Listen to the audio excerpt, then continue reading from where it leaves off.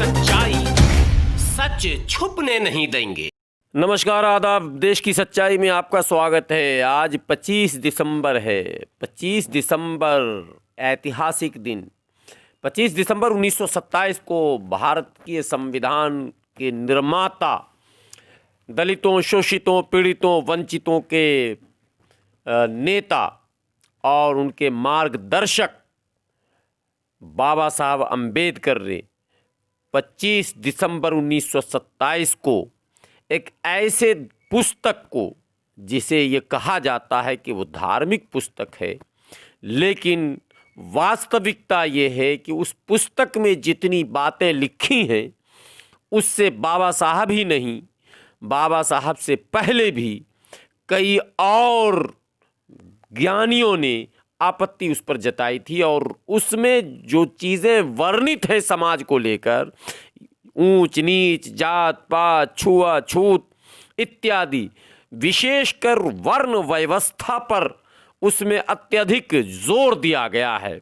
और वर्ण व्यवस्था ही नहीं, बल्कि मनुस्मृति में तमाम वर्णों के कर्तव्य और अधिकारों को जो निश्चित किया गया है, ये और भी अधिक आपत्तिजनक है कि आपको या किसी को ये अधिकार आखिर कौन प्रदान कर रहा है कि किसी जाति विशेष में जन्म लेने वाला किसी विशेष अधिकार से वंचित कर दिया जाएगा या फिर समाज में उसे सम्मान नहीं दिया जाएगा। ये आप जन्म से ही सुनिश्चित कैसे कर सकते हैं? जाहिर सी बात है, मानव स्वभाव के विपरीत, जी हाँ, मानव स्वभाव के विपरीत चूंकि मनुस्मृति में बातें लिखी थीं, इसीलिए 25 दिसंबर 1927 को बाबा साहब अम्बेडकर ने इन शोषितों और पीड़ितों, वंचितों के बीच एक ज्वाला जगाने के लिए और वर्ण व्यवस्था को समाप्त करने या फिर वर्ण व्यवस्था लागू करने वाली शक्तियों को एक चैलेंज करने के लिए मनुस्मृति दहन का कार्यक्रम किया था। और आज भी देश के कोने कोने में अम्बेडकरवादी उनके इस ऐतिहासिक याद को बनाए रखने के लिए, संजोए रखने के लिए, चूंकि वर्ण व्यवस्था अभी भी भारतीय समाज का एक हिस्सा बना हुआ है और जब तक बार बार इस पर बहस नहीं होगी तब तक ये मुमकिन ही नहीं है कि ये व्यवस्था समाप्त हो।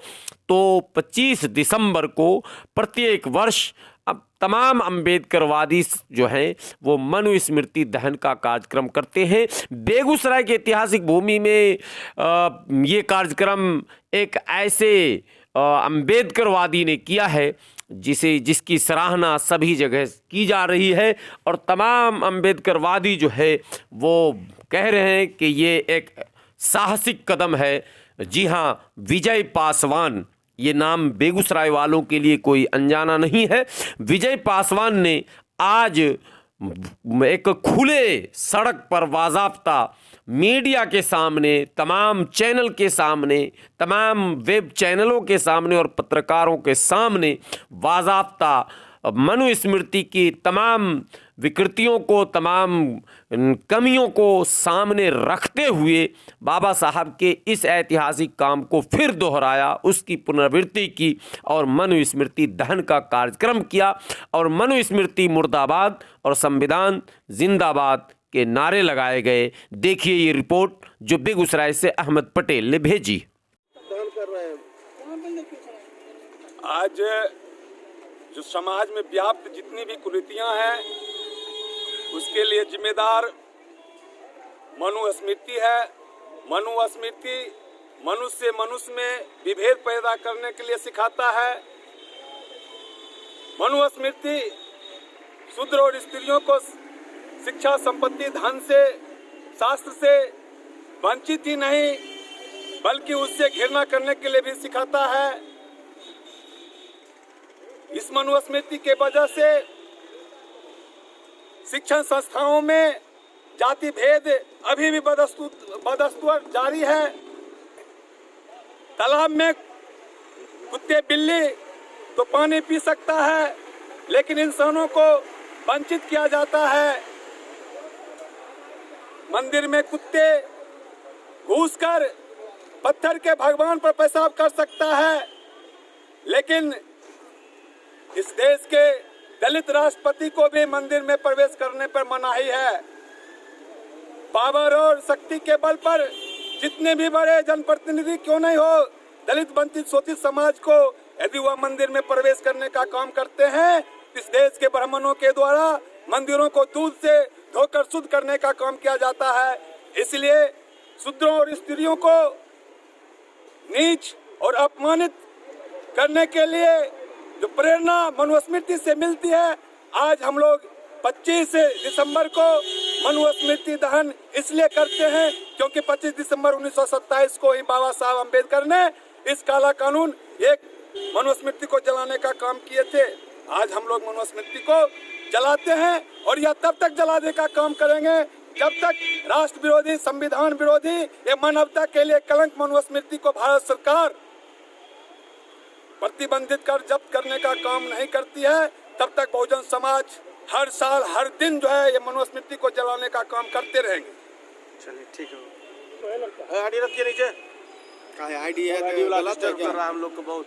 का है नेट मनुस्मृति दहन, औरतों की आज़ादी, एक प्लस औरत की आज़ादी इसी दिन मिली। अगर औरत घर से बाहर नहीं निकलती तो आज औरत भी मर्द के बराबर में, पुरुषों के बराबर में सब चीज़ में भाग ले रही है। अगर वो औरत घर में रहती तो हम लोग आगे नहीं बढ़ते। सभी क्षेत्र में तो औरतें बराबर बराबर है। यहाँ तक राष्ट्रपति भी औरत बनी है, मुख्यमंत्री भी औरत बनी है, डॉक्टर भी औरत बनती है। अगर बाहर औरत, अगर मनुस्मृति दहन नहीं होती तो हम लोग को घर से बाहर निकलने का मौका नहीं मिलता। अगर मौका नहीं मिलता हम लोग घर में रहते। इस तरह से हम लोग को आज़ादी मिली है। क्या नाम हुआ? शिवानी। नारा लगाओ यार। मनुवाद मुर्दाबाद, मुर्दाबाद मुर्दाबाद, भारतीय संविधान जिंदाबाद, जिंदाबाद जिंदाबाद, औरतों शूद्रों को नीच करने वाला काला कानून मनुस्मृति का दहन करो, दहन करो, दहन करो, औरतों शूद्रों को नीच करने वाला काला कानून मनुस्मृति का दहन करो, दहन करो, दहन करो, मनुवाद मुर्दाबाद, मुर्दाबाद मुर्दाबाद, भारतीय संविधान जिंदाबाद, जिंदाबाद जिंदाबाद, मनुवाद मुर्दाबाद, मुर्दाबाद मुर्दाबाद, भारतीय संविधान जिंदाबाद, जिंदाबाद जिंदाबाद। मनुवाद मुर्दाबाद, मुर्दाबाद मुर्दाबाद, भारतीय संविधान जिंदाबाद, जिंदाबाद जिंदाबाद, औरतों शूद्रों को नीच करने वाला कानून मनुस्मृति का दहन करो, दहन करो, दहन करो, औरतों